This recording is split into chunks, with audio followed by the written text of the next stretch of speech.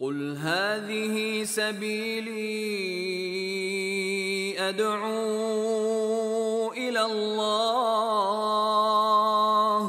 على بصيرة أنا ومن اتبعني وسبحان الله وما أنا من المشركين.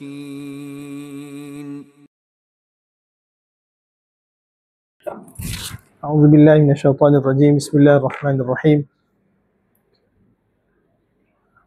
الحمد لله رب العالمين، والصلاة والسلام على أشرف الأنبياء والمرسلين سيدنا محمد وعلى آله وصحبه أجمعين. الحمد لله الذي سير الدين مراتب ودرجات وجعل للعلم به أصولا ومهمات، وأشهد أن لا إله إلا الله حقا، وأشهد أن محمدا عبده ورسوله صدقا. اللهم صل على محمد وعلى آل محمد كما صليت على إبراهيم وعلى آل إبراهيم إنك حميد مجيد. اللهم بارك على محمد وعلى آل محمد كما باركت على إبراهيم وعلى آل إبراهيم إنك حميد مجيد. Amma ba'd.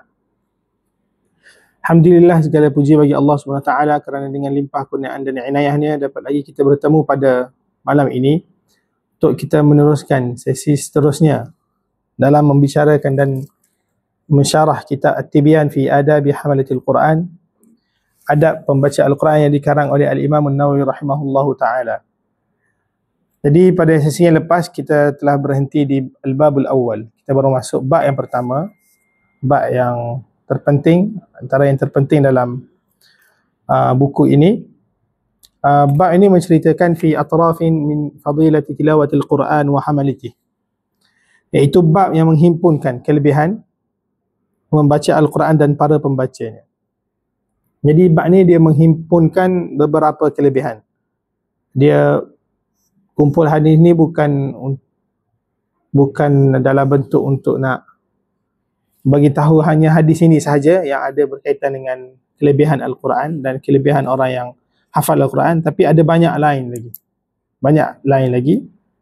Dan ulama masyhurlah, ulama tulis beberapa kitab tentang fadailul Quran. Sama ada musnad dalam bentuk sanad, diwayatkan hadis daripada guru-guru dia, ataupun dihimpunkan hadis-hadis daripada buku-buku yang lain, buku-buku hadis yang lain. Dan antara kitab yang masyhur adalah Fadailul Quran, kelebihan Al-Quran, yang dikarang oleh Mulla Ali Qari antaranya. Dia memuatkan rasa 40 hadis berkenaan dengan Fadailul Quran. Jadi apa yang Imam Nawawi masukkan dalam ni, dia sebahagian sahajalah, fi atrafin, membicarakan tentang kelebihan Al-Quran wa hamalati. Hamalatil Quran maksudnya orang yang menghafal Al-Quran, orang yang membawa Al-Quran. Orang yang menghafal Al-Quran kita sebut istilah dalam bahasa Arab dia sebagai hafizul Quran. Walaupun orang itu hafizul Quran, orang yang menghafal Al-Quran, tapi hakikatnya sebenarnya adalah Al-Quran itu yang hafal dia dengan maksud menjaga. Hafizah yahfazu maksudnya hafal, dan juga maksud lain menjaga. Jadi orang tu hafal Quran, dalam arti kata lain sebenarnya Al-Quran itu yang bawa dia, ataupun Quran itulah yang menjaga dia. Kemudian dia mulakan dengan ayat Al-Quran, firman Allah SWT, satu ayat yang masyhur. Ayat ini masyhur dan ayat ini mencerita tentang kelebihan yang besarlah untuk orang yang membaca Al-Quran ini. Kemudian ayat Al-Quran yang menceritakan tentang Al-Quran pun sebenarnya banyak. Jadi dia sebut sini bukan untuk nak hitung satu-satulah ayat Al-Quran, tapi dia mulakan dengan satu ayat Al-Quran yang sangat bagus. Dan kita sebut sebelum ni kenapa Imam Nawawi mulakan dengan bab ni, sebab penting untuk kita belajar malam ni, ilmu kena tahu fadilah ilmu tersebut. Dan Imam Nawawi letakkan di sini untuk apa? Untuk taqwiyatan lil azimah, untuk menguatkan semangat seorang itu untuk membaca. Kemudian untuk tahrikan lin nafs, untuk menggerakkan jiwa-jiwa orang membaca Al-Quran. Sebab antara masalah pada zaman ini adalah bila mana kita belajar ataupun kita mengajarkan sesuatu tanpa kita ataupun orang yang belajar itu mengetahui kelebihannya. Itu yang berlaku di sekolah. Kita belajar ni kenapa, apa kelebihannya, apa sebabnya. Jadi sebelum kita nak belajar tentang adab-adab Al-Quran, dibagi tahu dulu kelebihan-kelebihan Al-Quran yang sangat besar ni. Kelebihan-kelebihan Al-Quran yang sangat besar. Jadi itulah antara sebab, ni antara kebijaksanaan Imam Nawawi lah. Dia mulakan kitab ini dengan bab yang pertama ini. Okey, kemudian kita mulakan bab ni. Dia sebut qala Allah Ta'ala innal ladhina yatluna kitaballah. Naam. Innal ladhina yatluna kitaballah. Kan dia sebut innal ladhina yatluna kitaballah wa aqamus salata wa anfaqu mimma razaqnahum. Innal ladhina yatluna kitaballah wa aqamus salata wa anfaqu mimma razaqnahum sirran wa alaniyatan yarjuna tijaratan lan tabur liyuwaffiyahum ujurahum wa yazidahum min fadlih innahu ghafurun syakur. Jadi ayat ni di mana disebut oleh Al-Imam Al-Qurtubi, hadhihi ayatul qurra. Ini adalah ayat yang ditujukan kepada Al-Qurra. Al-Qurra. Ayat special untuk Al-Qurra. Jadi kita tengok ayat ni. Dia sebut innal ladhina yatluna kitaballah. Ayat ini dimulakan dengan beberapa perkataan yang menunjukkan kepada taukid, untuk memberi penegasan, penekanan kepada apa yang ingin disebut. Ada beza ayat yang kita mulakan dengan kata nama atau dengan ayat yang kita mulakan dengan harfu taukid ataupun ta'kid, huruf ataupun partikel yang menunjukkan kepada penegasan dan penekanan. Contohnya kita sebut ayat yang bermula dengan kata nama. Kita sebut Arif mujtahid.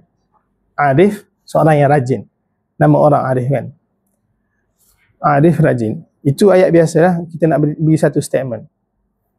Tapi sekarang ni ada macam orang cakap, betul ke Arif rajin ni? Oh, dia tak percaya. Tak apalah.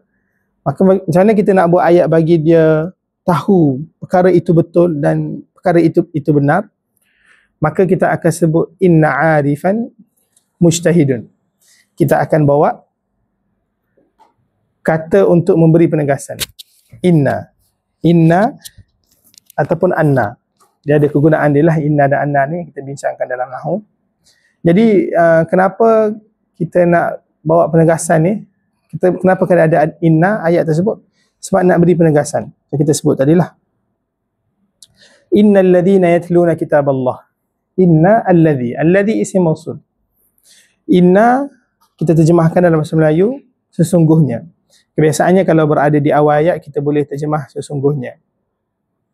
Kalau berada di pertengahan ayat, biasa kita boleh guna dia sebagai terjemahan bahawasanya. Jadi berada di awal ayat kita sebut sesungguhnya. Alladhina isim mausul. Isim mausul. Kenapa digunakan isim mausul? Ini pun ada sebab juga. Jadi ayat ini kalau kita perhatikan satu perkataan yang Allah susun ni memang sungguh cantik dan penuh bermakna. Alladhina yatluna. Alladhina orang-orang yang. Jadi alladhina isim mausul ini antara faedah dalam bahasa Arabnya, uslub kita guna isim mausul ni adalah untuk nak memberikan isy'aran lil hukm. Beri satu tanda yang ayat ini nak memberi satu hukum yang besar. Berbeza macam kita sebut tanpa ada isim mausul. Contoh kita sebut contoh nama orang lah. Dani seorang yang baik. Dani rajulun salih. Dani seorang lelaki yang salih contohnya. Kita tukar ayat itu menggunakan isim mausul. Orang yang salih itu adalah Dani. Maka kita akan guna isim mausul. Jadi kita nak sebut orang yang salih itu, orang akan dengar, ya, orang yang salih itu siapa? Kita akan sebut nama orang tu. Berbeza. Jadi perbahasan ayat ni, setiap uslub itu dia ada kegunaan pada tempatnya dan ada sebab kenapa digunakan begitu. Bukan sahaja kita susun. Jadi macam kita sebut tadilah kenapa guna inna. Boleh je kalau Allah nak sebut alladhina yatluna kitaballah. Tapi tidak, Allah sebutkan innal ladzina yatluna kitaballah. Ada penegasan, ada penekanan di sini. Yatluna kitaballah. Yatlu fa'il mudhari'. Tala yatlu. Yatlu di sini dengan makna membaca. Tapi kenapa Allah guna membaca? Sedangkan qara'a yaqra'u boleh memberi makna membaca juga. Jadi bila kita tengok penggunaan yatlu ni dia ada makna yang dalam. Assalamualaikum. Tala yatlu bukan setakat makna baca, tapi dia ikut. Contoh kita sebut utlu athara fulanin wa talautuhu. Ikutlah jejak langkah seseorang itu, maka aku mengikutinya. Jadi makna tala dia bukan setakat baca, tapi dia ada makna ikut. Contoh lain adalah bila mana Allah sebut wasyamsi wadhuhaha wal qamari idza talaha. Wal qamari idza talaha. Dan apabila bulan itu mengiringinya. Apa maksud mengiringi? Ikut. Jadi dari sini kita tahu yang maksud membaca ni, ulama bahaskan at-tilawah, membaca Al-Quran ni ada 3 jenis. Ada 3 jenis. Ada ulama yang bahagikan ataupun disebut secara kesimpulannya, baca ni ada tilawatu lafzin, ada tilawatu ma'nan. Kita membaca secara lafaz dia kita baca. Kemudian kita baca makna. Makna maksudnya apa? Kita mengetahui tafsirnya, kita mentadabburi ayat tersebut. Kemudian sebahagian besar ulama sebut lagi, tilawah bila sebut dalam Al-Quran ataupun secara umum kan, ayat-ayat yang sebut tentang tilawah, alladzina yatluna kitaballah, apa lagi, alladzina atainahumul kitaba yatlunahu haqqa tilawatih, utlu ma uhiya ilaika min kitabi rabbik wa an atlu al-Quran faman ihtada fa innama yahtadi li nafsih. Jadi tala yatlu, ulama sebut dia ada 3 makna. Pertama, tilawah lafziyah, iaitu kita baca Al-Quran dengan makna baca sahajalah. Sama ada faham tak faham, itu termasuk dalam baca. Itu kita sebut baca tilawah Al-Quran secara lafaz. Kita baca ayat Al-Quran. Yang kedua, kita ada tilawah hukmiyah, iaitu tilawah dengan makna untuk memahami hukum ataupun untuk mengikut apa yang ada dalam ayat tersebut. Sebab apa? Sebab makna tilawah tadi kita sebut tala yatlu, bukan setakat membaca, tapi dia ada makna tabi'a yatba'u, dia ada makna mengikut. Jadi bila sebut baca, Allah nak nisbahkan orang yang yatluna kitab Allah ni, orang yang membaca ini, makna yang sempurna pada membaca itu adalah bukan sekadar tilawah lafziyah, baca Al-Quran, tapi baca dan mengikuti apa yang terkandung dalam Al-Quran tersebut. Maksudnya dengan beramal apa yang disebut dalam Al-Quran lah, mengikuti, buat apa yang suruh, tinggalkan apa yang Allah larang. Kemudian satu lagi kita sebut sebagai tilawah ma'nawiyah. Tilawah ma'nawiyah, iaitu kita membaca untuk memahami tafsir. Jadi ini 3 jenis membaca.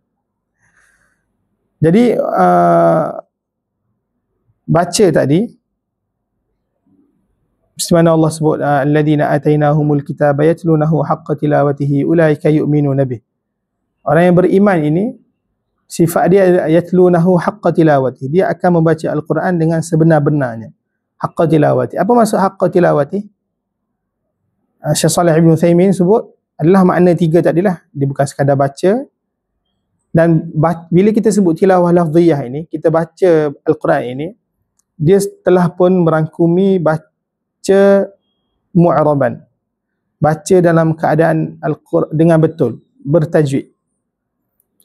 Itu makna yang difahami dalam kalangan salaf. Bila ulama nak tafsir tentang makna Allah sebut baca Al-Quran, hadis tentang suruh baca Al-Quran, dia datang dengan package baca ayat itu mu'araban la yughayyar. Dia baca Al-Quran dengan bertajwid. Sebab apa? Sebab Al-Quran itu diturunkan dengan bacaan yang bertajwid lah. Ada dalil-dalil lagi banyak lain lah. Dan inilah yang disebutkan oleh Abu Bakar ataupun Umar menasihatkan kepada umat Islam, ayyuhan nas a'ribul Quran, wahai manusia, a'ribul Quran. Apa maksud a'ribul Quran? Bukan makna zaman sekarang. Sekarang kita sebut a'raba yu'ribu, dia makna kita menjelaskan setiap perkataan dalam kedudukan ayat, dalam mana-mana ayat bahasa Arab. Itu maksud kita sebut i'rab. Kita belajar tata bahasa, kita boleh i'rab, kita boleh jelaskan baris akhir bagi setiap perkataan yang ada dalam mana-mana ayat. Kenapa begini, kenapa begitu. Tapi dengan kalau makna a'ribu antara makna awal yang digunakan oleh para sahabat, maksudnya adalah menyebut Al-Quran itu dengan sebutan yang betul dari sudut makhraj dan sifatnya. Jadi itu kita sebut baca Al-Quran apa? Baca dengan betul, kemudian beramal ikut apa yang Al-Quran sebut, dan kena memahami tafsir. Dan memahami tafsir ini dengan makna memahami muradullah, memahami kehendak Allah Subhanahu wa taala. Dan bila kita sebut tentang kelebihan hamilul Quran, nanti banyak ni hamilul Quran, orang yang hafal Al-Quran, orang yang hafal Quran, mesti mana disebut oleh Al-Ajurri dalam kitab dia. Ajurri ni ulama yang lebih awal daripada Imam Nawawi lah. Dia ada tulis berkenaan dengan akhlak hamalatil Quran.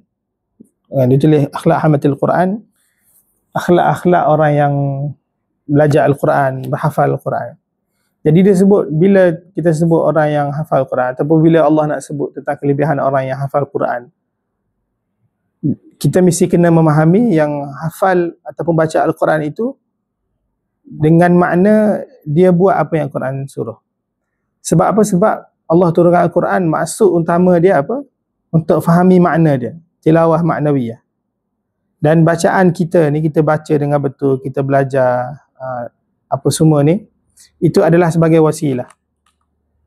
Perkara yang sama juga disebut oleh Ibn Qayyim lah. Maksudnya al-maksud daripada Al-Quran ini adalah untuk kita beramal. Tapi kalau nak beramal, macam mana kalau kita tak baca, kita tak belajar? Jadi baca Al-Quran dengan betul, bahkan hafal Al-Quran, itu adalah jalan untuk kita beramal lah. Kemudian Allah sebut yatluna kitab Allah. Yatluna, dia datang dalam bentuk kata kerja, bentuk dia adalah fa'il mudhari'. Fa'il mudhari' iaitu nak menceritakan sesuatu, keadaan kejadian ataupun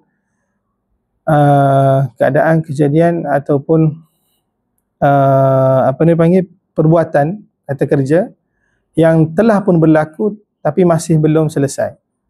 Masih belum selesai. Seperti mana kita datang dalam majlis ini, kedatangan kita telah pun berlaku tapi proses kita belajar ni masih belum selesai. Jadi kita sebut fa'il mudhari' lah. Dan fa'il mudhari' ni antara dilalah dia, antara makna dia yang ada dalam bahasa Arab, dia memberi makna yang sentiasa berlaku. Sentiasa berlaku. Jadi innal ladzina yatluna, sesungguhnya Allah dah beri taukid dengan isim mausul, yatluna. Pemilihan yatlu pun sangat detail kan. Kita tersebut dah beza yatlu dengan yaqra. Yaqra sekadar membaca saja, tapi yatlu bukan setakat baca, tapi ikut apa yang faham dibaca dan belajar untuk memahami apa yang dia baca. Yatluna, dan dia sentiasa buat. Ni poin penting juga. Fa'il mudhari' dia menunjukkan perkara itu sentiasa berlaku. Maksudnya orang yang sentiasa bacalah. Kemudian wa aqamus salata wa anfaqu mimma razaqnahum. Wa aqamus salah, dan mendirikan solat. Bila sebut aqamus salah, mendirikan solat di sini dengan makna melakukan solat dengan sebaik yang mungkin, dengan tata cara yang betul, cukup sifatnya. Itu maksud aqamus salah, mendirikan solat. Dan makna mendirikan solat di sini adalah dia akan betul-betul ataupun kesan mendirikan solat ini berlaku bukan dalam masjid. Maksudnya bila kita pergi masjid buat apa? Kita sebut untuk mendirikan solat, iqamatus solah. Betul. Tapi makna iqamatus solah itu sebenarnya ditentukan betul ataupun tidak kita mendirikan solat di masjid itu adalah bila mana kita keluar daripada masjid. Sebab itu kesan yang secara langsung yang kita akan dapat daripada solat. Sebab sejauh mana solat kita betul, bagus, baik, benda itu akan dizahirkan bila mana seseorang itu keluar daripada masjid. Kemudian kalau kita perhatikan, Allah sebut innal ladzina yatlu, sebelum aqamus salah tadi kitabullah. Innal ladzina yatluna kitaballah. Allah sebut kitabullah, Allah tersebut Al-Quran. Kan? Kenapa? Sebab orang yang sentiasa membaca apa? Kitabullah. Nak sebut sini kebesaran, keagungan Al-Quran. Allah nisbahkan kitab ini kepada diri dia. Kitab Allah. Jadi bila Allah nak ceritakan orang sentiasa kitabullah ini, nak menjadikan kita termasuk dalam golongan yatluna, sentiasa membaca kitab Allah ni, Maksudnya seorang itu tahu kebesaran dan keagungan kitabullah. Dia bukan sekadar baca bila ada waktu kosong ataupun bila dia dah buat semua urusan dunia dia baru dia nak baca Quran, ataupun dia baca seminggu sekali sahaja ataupun sebulan sekali sahaja. Jadi kalau begitu sebenarnya makna kitabullah itu tidak betul difahami oleh orang tersebut. Dan dia pun tak termasuk dalam dalam yatluna kitabullah. Susah kalau nak disifatkan dengan orang yang sentiasa membaca. Kemudian aqamus salah wa anfaqu mimma razaqnahum. Aqamus salah mendirikan salat. Wa anfaqu mimma razaqnahum, dan mengeluarkan infak dengan makna zakat dan selain-lainnya. Zakatlah paling utama dan sedekah-sedekah lain. Mimma razaqnahum, serta mendermakan daripada apa yang kami kurniakan. Jadi di sini pun menarik, Allah sebut wa anfaqu mimma razaqnahum. Dia beri derma daripada apa Allah yang bagi. Maksudnya apa? Harta ni bukan milik dia, Allah yang bagi. Jadi dahlah Allah bagi banyak dan Allah minta keluarkan sikit zakat. Kenapa masih degil? Kenapa masih kedekut untuk nak keluarkan zakat sebagai contoh? Jadi kena ingatlah bila baca ayat ni, kita tahu walaupun apa yang kita dapat, kita usaha ni bukan milik kita. Kita tak akan dapat guna selama-lamanya. Kita akan tinggalkan kepada tersebut. Jadi gunalah sebaik-baiknya. Buatlah apa yang Allah suruh, sama ada wajib ataupun sunat. Kemudian kita perhatikan satu lagi. Bila mana Allah sebut innal ladzina yatluna kitaballahi wa aqamus salata wa anfaqu. Yatluna ni datang dalam bentuk sirah fa'il mudhari'. Kita sebut tadi kan, iaitu sesuatu yang keadaan, kejadian ataupun perbuatan yang telah pun berlaku dan masih berlaku, belum selesai. Tapi aqamus salah dengan wa anfaqu, dia datang dalam bentuk sirah fa'il madhi. Iaitu fa'il madhi ini sesuatu keadaan, kejadian atau perbuatan yang telah pun berlaku dan telah pun selesai. Sebagai contoh, orang tanya dah solat maghrib, kita akan sebut solat itu, kita akan guna bentuk fa'il madhi. Jadi adakah maksud di sini orang itu telah melakukan solat ataupun telah melakukan zakat ataupun derma? Jawapan dia tidak. Di sini ini keindahan bahasa Arab lah. Kalau maksud sirah fa'il mudhari' tadi, dia memberi makna yang sentiasa berlaku. Sirah fa'il madhi, dia boleh memberi makna yang sesuatu yang tetap, yang tidak akan berubah. Seumpama dia telah pun menjadi satu undang-undang yang mesti dipatuhi, yang tidak akan boleh berubah. Jadi yatluna kitabullah, sentiasa baca, dan orang yang akan tetap solat, sentiasa solat, tak pernah tinggal, dan melakukan apa yang wajib itu ke atas hartanya dari sudut zakat ataupun derma dan lain-lain. Jadi ini sifat dia. Dan kita sebut dah tadi, yatluna, orang yang membaca tadi adalah dia bukan setakat baca secara lafaz, tapi dia melakukan apa yang dia baca, iaitu dia membuat tilawah hukmiyah. Dia mengikuti apa yang dia baca, dia buat apa yang dia baca. Jadi apa antara contoh dia adalah mendirikan solat dan menunaikan zakat, mengeluarkan hartanya. Jadi antara bentuk orang yang betul baca Al-Quran adalah dia akan tak tinggal solat, dia jaga betul-betul solat. Benda tu tidak akan berubah di sisi dia. Apa juga keadaan sekalipun, dia akan tetap dirikan solat dan dia akan mengeluarkan zakat dan sebagainya. Kemudian dia mengeluarkan zakat, wa anfaqu mimma razaqnahum sirran wa alaniyah, dalam keadaan senyap ataupun alaniyah. Jadi zakat ini ataupun sedekah derma ini boleh dilaku dalam keadaan senyap, dalam keadaan sembunyi, tidak diketahui oleh orang lain, ataupun dalam keadaan terang-terangan, diketahui oleh orang lain. Dia sebut dalam keadaan sembunyi dulu sebab itu asalnya lah, itu yang afdal. Kita lakukan apa yang sepatutnya untuk terhadap harta kita ini, afdalnya dilakukan secara sirran, Sebab tu Allah sebut sirran dulu. Tapi ada perkara yang kena dilakukan alaniyah, secara terang-terangan, supaya orang tahu. Dia ada beberapa keadaan lah. Antaranya keadaan yang disebut oleh para ulama adalah bila mana seseorang itu orang kaya kan, dan orang tahu orang tersebut kaya, maka disunatkan untuk dia melakukan bayar zakat secara terang-terangan supaya tidak jadi fitnah. Orang akan sangka dia ni tak bayar zakat. Dan benda tu berlaku di Malaysia kan. Ada beberapa syarikat besar tak bayar zakat, kemudian lembaga zakat negeri tersebut keluarkan sijil muzaki, sijil orang yang bayar zakat. Jadi buat gitu dia nak galakkan untuk orang yang bayar zakat. Jadi bila orang bayar zakat dia akan dapat sijil tu, trusted lah maksudnya, baguslah dia buat zakat, dia tunaikan kewajipan dia lah. Walaupun ada lagi beberapa syarikat besar tak buat. Itu isu semasa yang kita kena bincang dengan Ustaz Din lah, pakar politik kita. Sirran wa alaniyah yarjuna tijaratan lan tabur. Mereka dengan amalan yang sedemikian mengharapkan sejenis perniagaan yang tidak akan mengalami kerugian. Yarjuna, mengharapkan di sini, dia mengharapkan apa? Ar-raja, dalam bahasa raja yarju, arju, saya berharap dengan mengambil kira asbab ataupun dengan melakukan asbab untuk berharap. Sebagai mana contoh Allah sebut dalam surah Al-Baqarah, innal ladzina amanu wa hajaru wa jahadu fi sabilillahi ulaika yarjuna rahmatallahu wallahu ghafurur rahim. Sesungguhnya orang yang beriman, innal ladzina amanu billahi wa rasuli, beriman dengan apa yang Allah dan apa yang Allah suruh dan rasulnya ajarkan.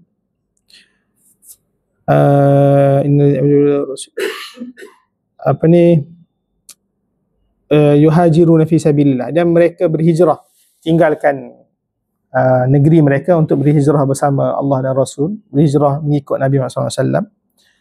Yarjuna tijaratan lan tabur. Ya ulaika yarjuna rahmatallah. Kan dalam ayat tersebut mereka itu mengharapkan rahmat Allah. Maksudnya dia mengharapkan rahmat bila mana dia dah lakukan amalan-amalan soleh.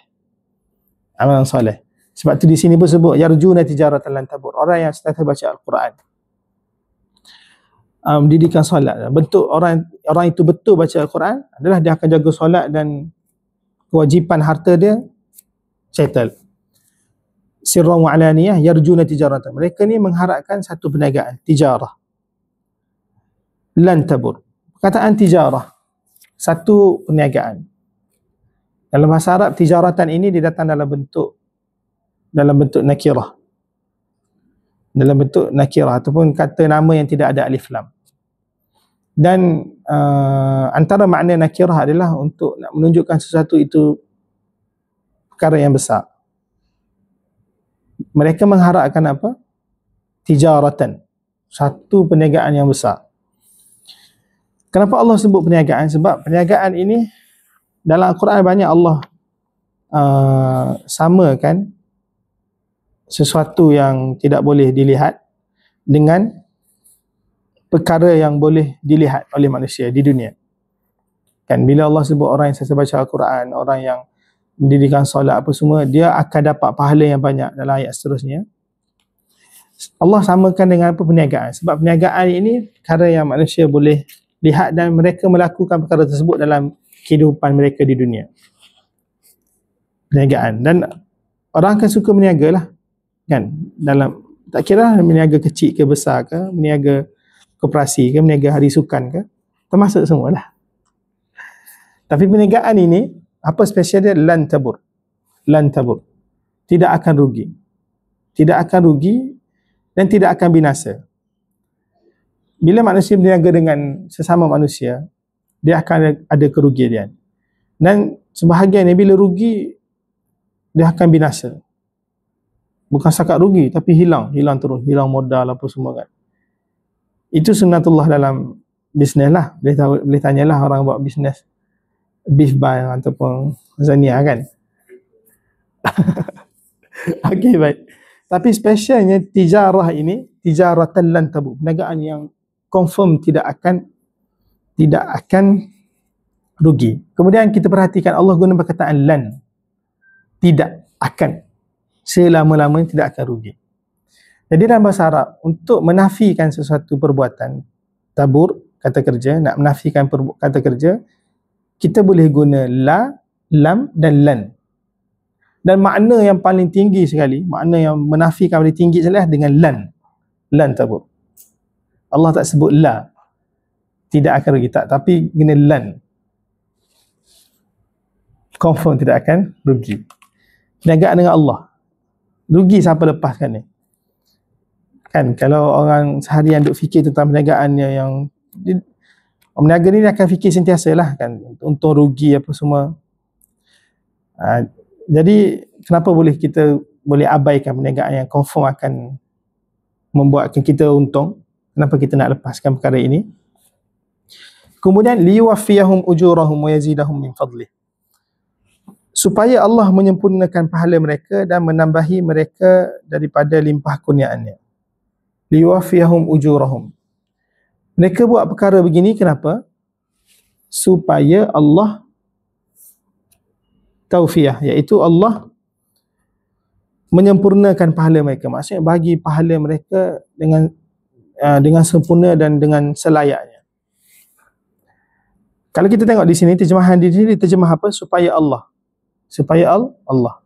Supaya Allah. Kenapa dia terjemahkan supaya? Sebab lam di sini, bagi sebahagian ulama ataupun mufassirin, dia menganggap lam ini adalah lamut ta'lil, lam untuk menyatakan sebab. Contoh, ji'tu huna li'ata'allam, saya datang ini agar saya belajar, supaya saya belajar. Satu lagi lam, ataupun lamnya ada banyak jenis lah, perkataan lam dalam bahasa Arab. Antara tafsiran para ulama yang lain menyebut lam di sini adalah bukan lamut ta'lil, tapi lamul al-aqibah, lam yang nak menunjukkan akibat daripada sesuatu perkara. Sebagai contoh, bila mana Allah sebut faltaqatahu alu fir'aun liyakuna lahum aduwwan wa hazana, bila mana keluarga Fir'aun iltaqatahu, ambil Nabi Musa daripada sungai, liyakuna lahum aduwwan wa hazana. Liyakuna, li di sini bukan mereka nak ambil untuk jadikan mereka sebagai musuh dan boleh menyebab untuk menjadikan mereka Nabi Musa itu sebagai orang yang lawan mereka. Bukan lamut ta'lil di situ. Maksudnya bila keluarga Yusuf nak ambil, buat apa? Sebab nak tolong budak lah kan, kesian ni anak siapa nak pelihara kan. Tapi Allah sebut apa? Faltaqatahu alu fir'aun. Allah sebut mereka ambil itu supaya itu adalah kesudahan mereka, Nabi Yusuf itu akan jadi musuh kepada mereka, orang yang menyebabkan mereka akan jatuh, terhina nanti. Begitu juga di sini. Maksudnya orang yang baca Al-Quran, dirikan solat, melakukan kewajipan hartanya, mereka ni dapat satu perniagaan yang tidak akan rugi. Liwaffiyahum ujurahum. Akibat dia apa? Perbuatan mereka tadi, Allah akan sempurnakan ganjaran pahala-pahala bagi mereka. Wa yazidahum min fadlih. Yazidahum min fadlih. Yazidahum min fadlih. Zada yazidu maksudnya menambah. Nambah, kata kerja, nambah sesuatu, betul tak? Jadi kita kalau ayat bukan ayat Quran, boleh sebut yazidallahu fadlahu. Allah tambah fadlahu, iaitu limpahan kurniaannya. Tapi Allah tak sebut yazidahum min fadlih. Sebab apa? Sebab kurniaan Allah SWT ini amim, infinity, terlalu banyak. Jadi Allah boleh tambahkan kepada kamu min fadlihi, daripada limpahan kurniaan yang terlalu banyak. Maksudnya apa? Maksudnya kalau kita perhatikan hadis-hadis lain ataupun hadis-hadis kebaikan yang Allah akan beri fadl, maksudnya tambahan daripada nikmat ni, memang banyak sangat. Allah boleh gandakan bukan setakat pada 70, bahkan boleh dalam riwayat lain disebut yang diriwayatkan oleh Mullah Al-Qari dalam Fadailul Quran, bahkan boleh sampai 700, dan ada asar menyebut boleh sampai ribu-ribu Allah gandakan dengan antaranya perbuatan baca Al-Quran. Ada lagi kelebihan amalan lain lagi. Nak sebut apa? Fadl Allah, fadlullah wasi' jiddan, terlalu luas. Innahu ghafurun syakur, sesungguhnya Allah Maha Pengampun. Jadi Ghafurun, maha pengampun, syakurun, lagi sentiasa membalas dengan sebaik-baiknya akan orang yang bersyukur kepadanya. Jadi innahu ghafurun syakur. Sekali lagi Allah datangkan dengan inna untuk beri penegasan. Maksudnya antara hikmah kenapa Allah tutup ayat ini dengan ghafurun syakur, Allah maha pengampun, sebab Allah tahu hamba dia akan banyak kekurangan dalam nak baca Al-Quran. Bahkan ada yang nak mendirikan solat pun susah nak jaga, melakukan kewajipan hartanya pun ada yang terlalai. Bila kita baca ayat ini, kita kini akhir, bila kita tahu sedar kita salah, kita tahu Allah ghafurun. Ghafurun, Allah akan ampunkan dosa sekiranya bertaubat. Syakurun, Allah akan membalas sebaik-baiknya. Maksudnya bila mana kita bertaubat, kita melakukan apa yang Allah suruh, Allah akan balas. Kerana Allah akan terima dalam sudut ganjaran, Allah akan beri kita dengan mungkin di dunia lagi kita dah rasa, bahkan di akhirat yang semestinya kita akan dapat. Itulah sifat Allah SWT, ghafurun syakur. Ghafurun syakur.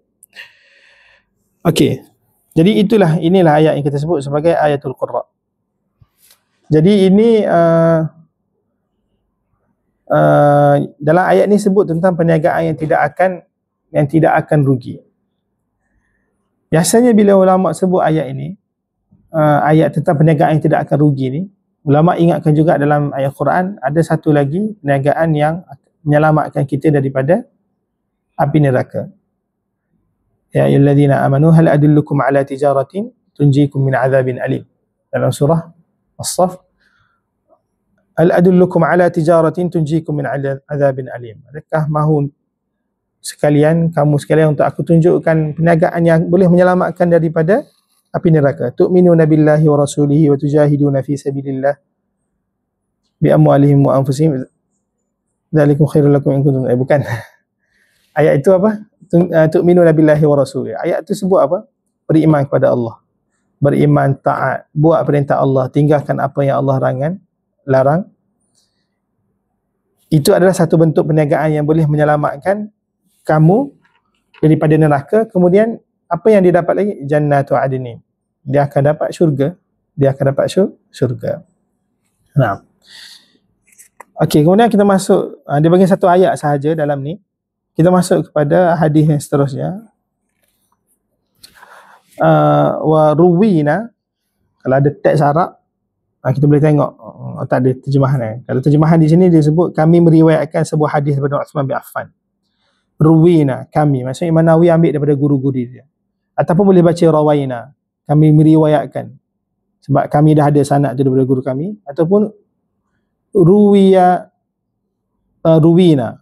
pun boleh juga. Ada 3 cara baca, tapi cara baca yang paling tepat ruwina lah. Telah meriwayatkan kepada kami guru-guru kami an Uthman bin Affan, daripada Uthman bin Affan radhiyallahu anhu qala Rasulullah sallallahu alaihi wasallam khairukum man ta'allama al-Qur'ana wa 'allamah. Jadi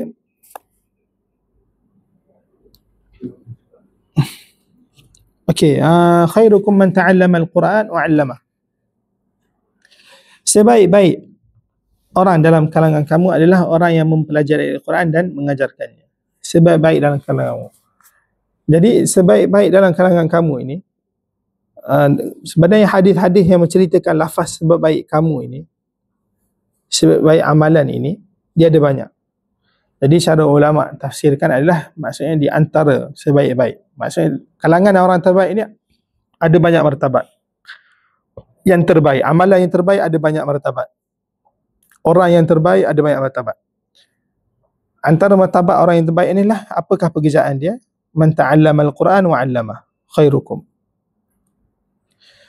Man ta'allama al-Quran wa 'allamah, iaitu orang yang belajar Al-Quran dan mengajarkannya.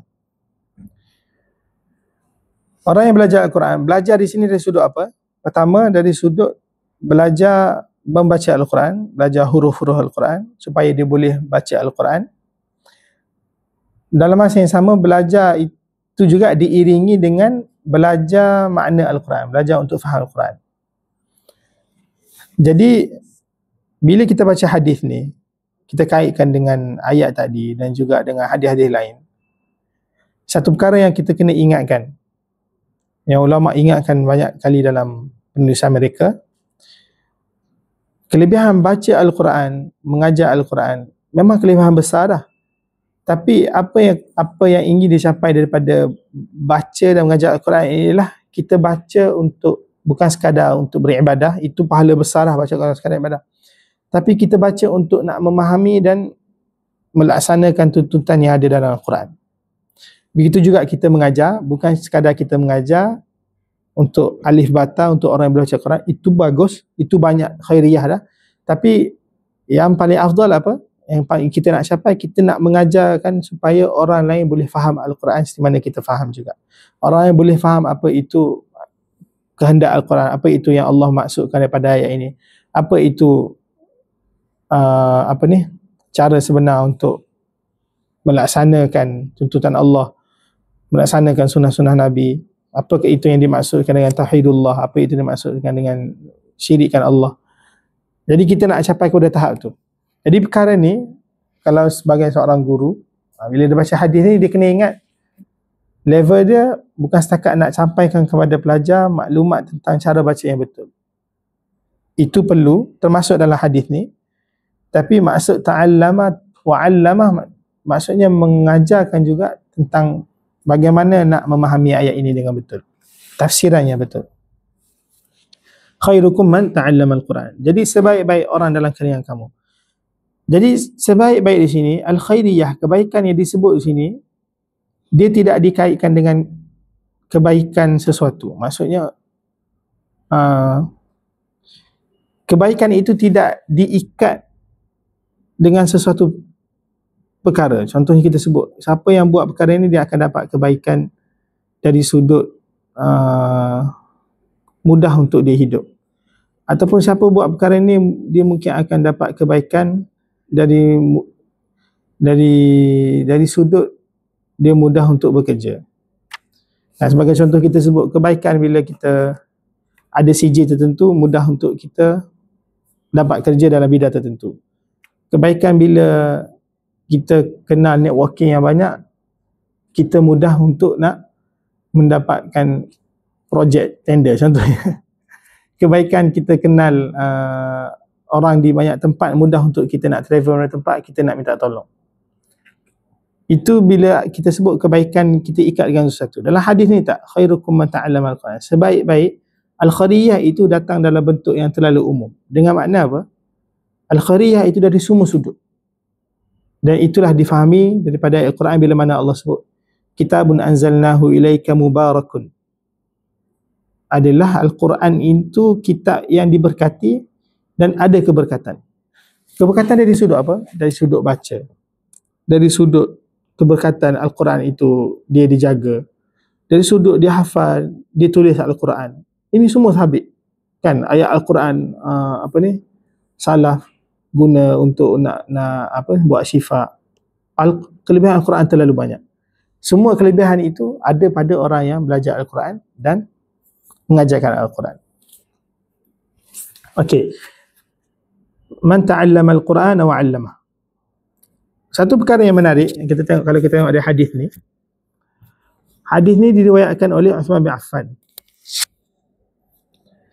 Dalam sanad dia ni ada seorang perawi yang bernama Abu Abdurrahman As-Sulami. Abu Abdurrahman As-Sulami. Kan hari tu kita tengok carta dekat Yayasan Ta'lim tu kan. Dekat Yayasan Ta'lim, dekat dewan tu, dekat luar surau kan. Dewan surau tu dia ada buat carta qiraat 7. Bagaimana bacaan riwayat Al-Quran ini tersebar. Bila Nabi dapat daripada Jibril, Nabi akan buat rutin yang samalah. Nabi dapat dari Jibril, Nabi akan terus ajar para sahabat, bagi tahu sahabat. Ada sahabat yang hafal, ada sahabat yang tulis. Walaupun waktu tersebut Nabi tak keluarkan lagi arahan untuk tulis Al-Quran. Kan? Ada sahabat hafal, sahabat tulis dalam simpanan masing-masing. Ada yang tulis untuk nak buat kumpul apa semua. Jadi dalam kalangan ratusan sahabat ni, ada sebahagian sahabat ini Allah pilih untuk jadi sebagai orang yang pakar dalam Al-Quran lah. Yang pakar dalam Al-Quran. Antaranya Khulafa' al-Arba'ah lah, Uthman bin Affan, Ali bin Talib. Mereka semua Tok guru Al-Quran lah kita sebut. Tok guru Al-Quran. Jadi hadis ni perawi dia siapa? Abu Abdurrahman As-Sulami. Abu Abdurrahman As-Sulami ni siapa? Tabi'i, tok guru Al-Quran yang ambil Al-Quran secara langsung daripada para sahabat yang kibar, para sahabat yang besar. Antaranya Uthman bin Affan, Abdullah bin Mas'ud. Dan ada juga dia ambil riwayat bacaan Al-Quran daripada Ali bin Abi Talib radhiyallahu anhu ajma'in. Jadi Abu Abdurrahman As-Sulami ni siapa? Daripada dia lah terkeluarnya anak murid yang bernama Asim. Asim ni siapa? Asim ni guru kepada Hafs. Dan bacaan Hafs ni ataupun riwayat bacaan Al-Quran yang diriwayatkan oleh Hafs ini adalah riwayat yang kita guna pakai dekat Asia ini, ataupun diguna pakai lebih daripada 2/3 di dunia ini. Riwayat yang paling masyhur, Hafs Asim. Hafs ni ambil daripada siapa? Ambil daripada guru dia Asim. Asim ambil daripada siapa? Abu Abdurrahman As-Sulami. Abu Abdurrahman As-Sulami pada zaman Sayyidina Uthman bin Affan, kisah dia panjang lah. Bila selepas kewafatan siapa ni, Abu Bakar As-Siddiq, Umar wafat, naik Uthman, berlaku pembukaan kota Islam yang sangat luas sehingga sampai kepada negara Uzbekistan apa semua yang sekarang lah, kawasan Tantan ni, Dagestan apa semua. Dan kita tahu mereka ni bukan keturunan Arab. Jadi berlakulah beberapa kisah yang sahabat dengar orang Islam baca Al-Quran salah. Berlaku lahan. Disebabkan apa? Disebabkan kacukan yang berlaku lah. Kan, kacukan, sama ada isteri ataupun ibu suami itu daripada orang muka Arab masuk agama Islam dan nak baca Al-Quran. Dan kesalahan itu asalnya bermula daripada percakapan mereka. Percakapan, bukan ayat Al-Quran. Mereka salah lahan ini awal-awal berlaku bila berlaku dari sudut percakapan. Maksudnya mereka cakap salah bahasa Arab ni. Nak bahasa Arab teliti. Salah baris sikit detect. Terus dikira kesalahan besar. Sebab apa, benda tu tak patut berlaku dalam kalangan Arab. Kan? Jadi Sayyidina Uthman dah bincang dengan musyawarah syura ahli jawatan kuasa Al-Quran. Sekarang kita sebut sebagai, kalau kat KDN ada bahagian doktor-doktor lajnah untuk tapis Al-Quran apa semua, ataupun bidang Al-Quran memang berada di bawah dia orang kat KDN sendiri. Orang pakar besar Al-Quran lah. Lebih kurang gitulah ahli surah. Kita nak, macam mana kita nak himpunkan umat Islam kita ini supaya mereka boleh baca Al-Quran dengan betul. Jadi Uthman, waktu itulah Uthman buat apa? Dia ambil balik Al-Quran yang telah pun dikumpul oleh Abu Bakar, Umar. Dia ambil, dia suruh sahabat kumpul sahabat semua daripada apa yang ada dalam simpanan mereka. Dia pun suruh salin balik. Waktu Uthman ni lah, sebab tu kalau belajar tentang sejarah ulum Quran, zaman Uthman ni paling panjang lah. Sebab jasa dia terhadap terhadap Al-Quran besar. Jadi ringkas ni dia kumpul Quran apa semua, dia salin Al-Quran, dia suruh sahabat salin Al-Quran sehingga ada 7 buah Al-Quran, 7 nuskhah. Quran pertama, kedua, ketiga. Berserta dengan kiraat semualah. Kan? Semua. Jadi setiap Al-Quran ini Umar lantik berapa orang sahabat pakar guru Al-Quran untuk pergi ke negara-negara Islam. Pergi ke Syam, pergi ke Hijaz. Al-Quran ada dengan Sayyidina Uthman sendiri. Dekat Mekah ada sahabat lain pergi. Dekat Syam, dekat Iraq, semua ada sahabat bersama dengan Al-Quran. Uthman suruh buat apa? Tugas kamu 2, 3, 4 orang ni pergi sana buka madrasah, tak beri nama madrasah lah, buka halaqah Quran, dia guna halaqah, ajar Al-Quran dan pastikan mereka rujuk Al-Quran dengan apa yang ada dengan kamu saja. Supaya apa? Supaya tak nak berlaku kesalahan lagi. Kenapa boleh berlaku kesalahan bacaan Quran, itu cerita panjang lah. Jadi Abu Abdurrahman As-Sulami ni diutuskan oleh Uthman ke mana? Ke Syam. ke Syam. Waktu dia dipilih untuk diutuskan ni, dia memang pakar Al-Quran dah. Dia memang untuk guru Al-Quran dah. Dalam masa yang sama, dia terikat dengan Madinah ni, dengan keluarga dia, dengan pekerjaan dia yang lain. Tapi bila dengar jawatan untuk ataupun arahan untuk pergi ke Syam, duduk ajar Al-Quran, dia tinggalkan. Apa yang dia boleh tinggalkan, dia buat perkara yang sepatutnya untuk diri dia. Dia pun pergilah sana. Pergi sana, habis zaman pemerintahan Osman, ganti dengan Ali bin Abi Talib, sampailah kepada pemerintahan Al-Hajjaj. Hajjaj ni Ustaz Thaqafi, dia masih setia berada di Syam, ajarkan Al-Quran. Di Syam tu, halaqah dia bukan 100 orang, beribu orang. Sehingga kan dia nak cek halaqah ni, kita sebut macam penyelia lah. Dia jadi penyelia kan. Dia nak selia tengok halaqah ni betul ke tak. Naik kuda. Kena pergi jalan. Halaqah, naik kuda. Rasulullah ni.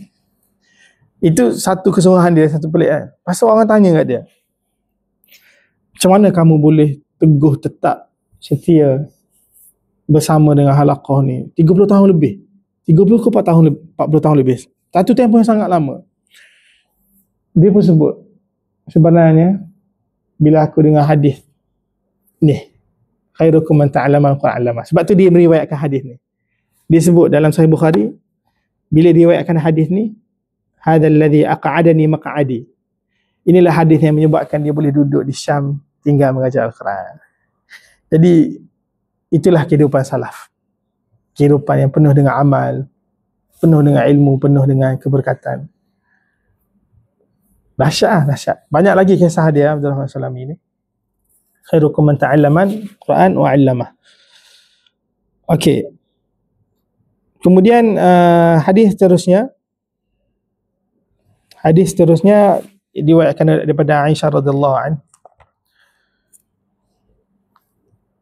Qalat qala Rasulullah sallallahu alaihi wasallam alladhi yaqra'u al-Quran wa huwa mahirun fihi ma'as safaratil kiramil bararah والذي يقرأ القرآن ويتتعتع فيه وهو شاق عليه له أجران. رواه البخاري ومسلم. Okey, hadis seterusnya pun hadis besar juga. Nabi SAW sebut, alladhi yaqra'ul Quran, orang yang baca Al-Quran, wa huwa mahirun bihi, dan dia mahir membaca. Okey, di sini pun kita boleh ta'liq dari sudut ucapan Nabi SAW. Kita tahu hadis Nabi ni satu dia punya nilai ataupun mukjizat hadis Nabi ni ada dari sudut penyusunan lafaz, ada dari sudut lafaz. Sebab Nabi adalah orang yang paling fasih menyebut huruf-huruf, dan orang paling fasih bercakap Arab. Walaupun di zaman jahiliyah itu adalah ramai penyair-penyair yang hebat kan. Jadi bila Nabi sebut alladhi yaqra'ul Quran wa huwa mahirun bihi, orang yang membaca Al-Quran dan dia mahir. Okey, dalam bahasa Arab kita sebut ada satu istilah kita sebut sebagai al-hal. Al-hal ini adalah bila mana kita nak menerangkan sesuatu kata kerja, sesuatu perbuatan, keadaan, kejadian yang berlaku di samping kejadian yang utama. Sebagai contoh, saya sebut ja'ar rajulu, lelaki itu telah datang. Contoh, lelaki handsome itu yang bawa kereta Avanza itu telah datang. Contoh. Okey, itu perbuatan utama dia, perbuatan pertama dia kan. Kemudian saya nak sebut lelaki itu datang dalam keadaan sedih contohnya. Dalam keadaan sedih. Ja'ar rajulu, dalam keadaan sedih. Perbuatan yang sampingan yang berlaku di samping perbuatan pertama ini, saya boleh menggunakan dengan satu perkataan sahaja, iaitu perkataan yang terbentuk dalam bentuk isim fa'il.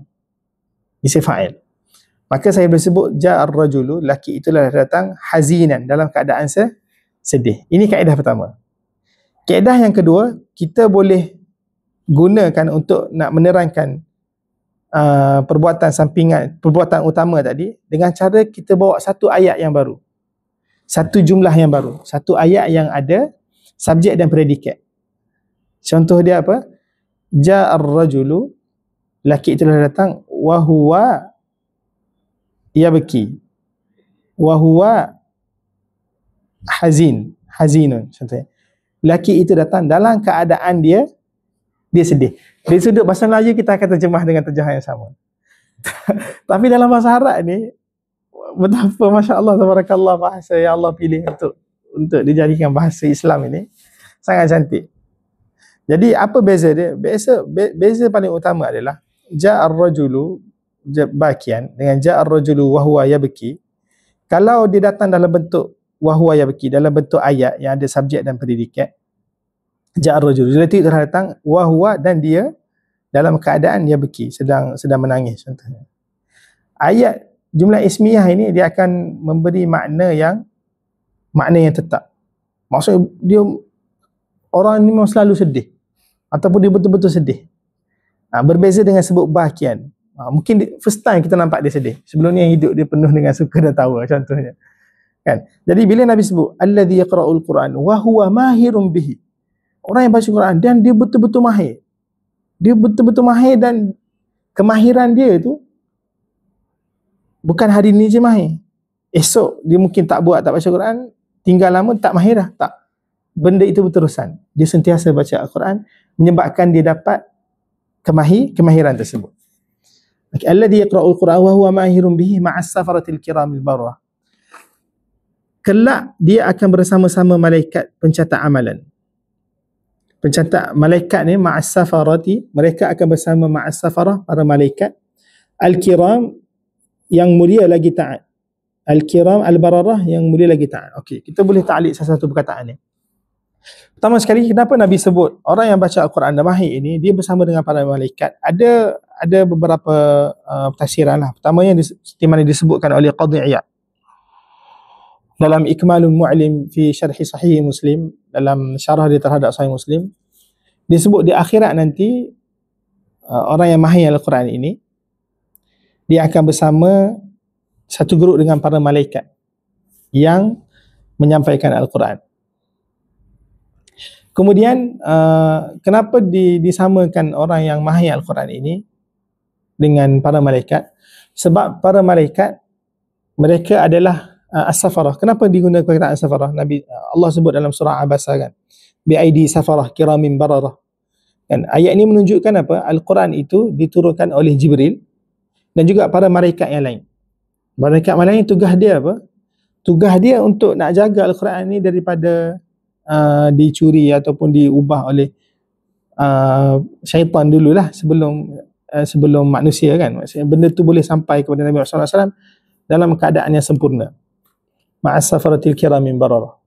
Jadi malaikat dia jadi perantara antara Allah SWT untuk turunkan Al-Quran kepada Nabi sallallahu alaihi wasallam. Orang yang mahir Al-Quran dia yang mengajar Al-Quran kepada orang lain. Dia seumpama malaikat yang turunkan Al-Quran untuk Nabi Muhammad SAW. Jadi orang yang mengajar Al-Quran ini dia adalah seumpama para malaikat dari sudut nak menyampaikan Al-Quran tersebut. Kemudian perkataan mahir, bila sebut al-mahiru bil Quran, ini disebut oleh Imam Nawawi juga dalam kitab lain. Orang yang mahir Al-Quran disebut oleh Al-Jurri. Orang yang mahir Al-Quran ni apa? Orang yang mahir Al-Quran ini adalah orang yang mutqin. Orang yang pakar dalam Al-Quran dari sudut bacaan dan hafazan. Dari sudut bacaan dan hafazan. Orang yang mutqin.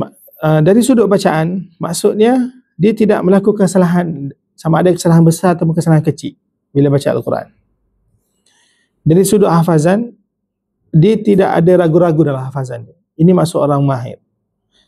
Jadi orang yang mahir ni, kenapa dia boleh capai satu kelebihan yang besar? Sebab Al-Quran dalam diri dia ni sangat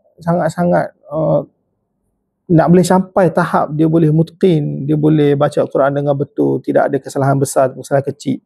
Al-Quran dia ingat, dia boleh baca tanpa ragu-ragu, dia boleh tahu kesalahan orang yang baca Al-Quran. Dia makan tempoh yang lama. Jadi sayogianya dia akan dapat ganjaran yang besar. Kan dia akan dapat ganjaran yang besar, iaitu bersama dengan ma'as safaratil kiramin bararah. As-safarah adalah kata jamak lah. Kata jamak daripada kata single ataupun mufrad dia, iaitu safir. Al-kiram al-bararah. Al-kiram yang mulia lagi taat.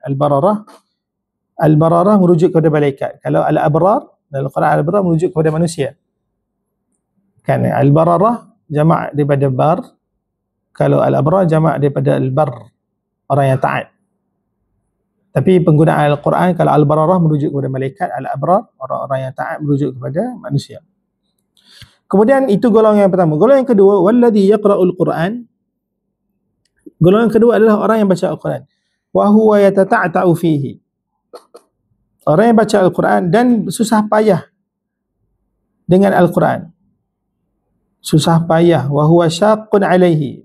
Dan itu membuatkannya sukar untuk dibaca.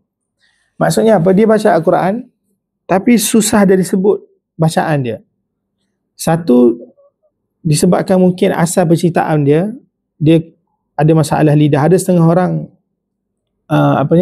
urat bawah lidah dia ni pendek, ada yang terlebih panjang. Jadi nak sebut beberapa huruf bahasa Arab ni, huruf ra contohnya, ada masalah. Ulama sebut dia disebabkan urat bawah lidah ni. Ada urat satu kan kita buat. Satu. Yang kedua mungkin disebabkan dia baru belajar. Baru belajar jadi susah nak baca Al-Quran. Baca je salah tersangkut-sangkut. Golongan yang kedua ni dapat apa? Lahu ajran. Bagi ni dua ganjaran. Dua ganjaran. Golongan pertama tadi yang mahir, Nabi tak sebut ganjaran. Betul tak? Nabi tak sebut satu ganjaran dan ganjaran. Tak.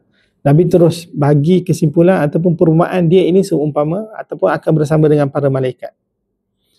Jadi Al-Mubarakfuri sebut dalam Tuhfatul Ahwazi, bila Nabi sebut orang yang baca Quran sangkut-sangkut ni, dia dapat dua pahala, dua ganjaran. Satu ganjaran dia susah nak baca Al-Quran. Ganjaran kedua disebabkan dia baca Al-Quran. Bukan makna mereka ini lebih banyak ganjarannya daripada orang yang sudah mahir.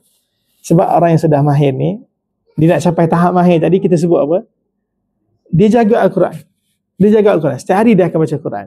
Jadi daripada situ kita faham orang yang mahir itu fadilat dia, ganjaran dia lebih besar lah daripada orang yang baca Al-Quran tersangkut-sangkut. Kemudian dari hadis ni juga nak beritahu, orang yang mahir ini sebelum capai tahap mahir ni, mereka macam golongan yang kedua juga. Yatata'ta'u fi, akan tersangkut-sangkut, susah payah baca Quran. Nak bagi tahu apa? Peringkat awal, kalau awak susah baca Quran, kan lidah awak nak hafal Quran susah ulang banyak kali sampai nangis tak ada exam apa semua kan. Awak kena berusaha lagi supaya boleh jadi golongan yang pertama, al-mahir bil Quran. Sebab itu yang kita nak capai. Jadi bila baca hadis ni, kita kena ingatkan, peringkat awal kita semua golongan yang pertama, dapat dua ganjaran. Tapi takkan kita nak stay situ saja, tak. Kita nak usaha supaya kita jadi al-mahir bil Quran. Al-mahir bil Quran. Naam. Okey, dua hadis kita ambil malam ni. Kita berhenti di sini dulu untuk malam ni. Ada apa persoalan? Sebab hadis terus ni panjang. Hadis ya.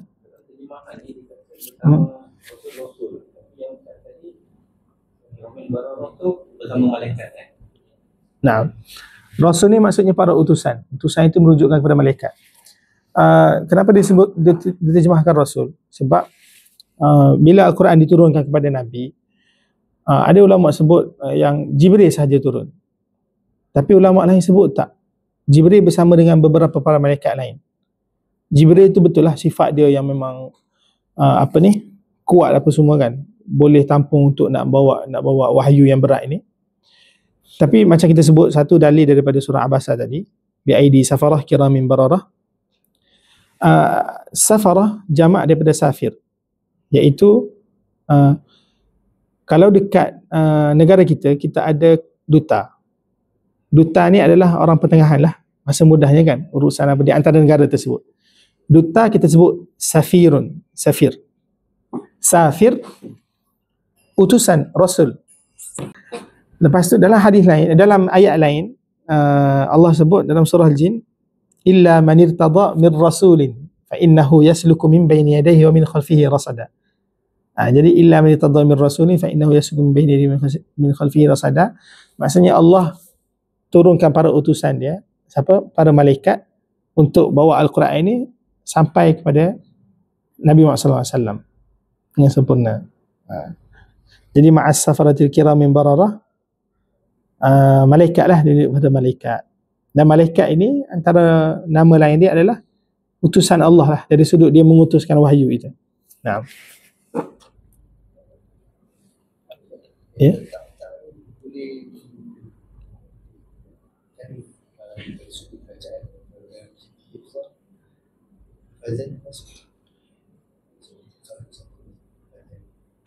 Sangka hafazan. Wallahu a'lam. Zahir hadis ni disebut wallazi yaqra, orang yang baca Al-Quran. Tapi boleh jadilah sebab ulama sebut al-mahiru bil Quran, orang yang mahir di sudut bacaan dia hafazan. Bacaan hafazan. Sebab apa? Sebab kenapa kita kena sebut orang yang hafal Quran dia ada kelebihan? Satu, sebab kalau kita tengok hadis-hadis dan ayat Quran yang lain, ataupun secara logik kita fikir, orang yang hafal Quran ni, betul lah kita sebut kita baca Quran untuk apa? Untuk beramal. Macam mana kita nak beramal kalau kita tak hafal? Contoh nak beramal doa-doa yang ada dalam, nak beramal, nak baca dalam solat, hatta surah-surah pendek pun boleh tak kalau kita tak hafal? Kena hafal. Hatta sekali surah Qul Huwallahu Ahad kena hafal. Jadi orang yang hafal Quran banyak, dia beribadah, beramal dengan Al-Quran, akan beza dengan orang yang tak hafal sikit ataupun orang yang tak hafal. Kan orang yang hafal Quran bacaan dia lebih laju, lebih cepat, dia boleh baca lebih banyak. Contoh berbulan puasa kan. Jadi orang yang tak hafal Quran mungkin dia akan perlahan sedikit. Dia boleh baca Quran dengan laju juga. Jadi nak capai tahap mahir itu, dia akan tersangkut jugalah hafazan dia tu. Allahu a'lam. Soalan yang baik. Barakallahu fiik. Jazakallahu khair. Naktafi bihadzal qadr. Sallallahu alaihi wasallam nabiyina Muhammad wa ala alihi wa sahbihi ajma'in. Alhamdulillah. Assalamualaikum warahmatullahi wabarakatuh.